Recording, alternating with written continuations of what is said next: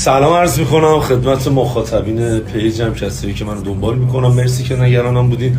خواستم بگم که خبری منتشر شده مبنی بر اینکه ریختم و من و 6 نفر از عوامل رو تو استودیو دستگیر کردن. خواستم بگم که ما ضبط برنامه واسه چند ماه پیش بوده و یک گروه دیگر رو دستگیر کردن و این اخبار که داره هی منتشر میشه پشت سر هم توی همه پیج خبری که منو دستگیر کردن خبر اشتباهیه و اشتباها اسم من خورده.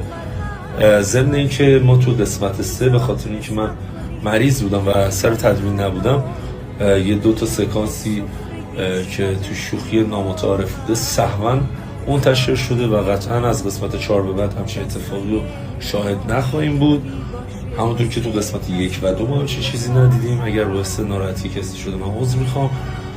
امیدوارم که نصف شب با قدرت به مسیرش ادامه بده و توی دل مخاطب جایی که باید باز کنه رو باز کنه.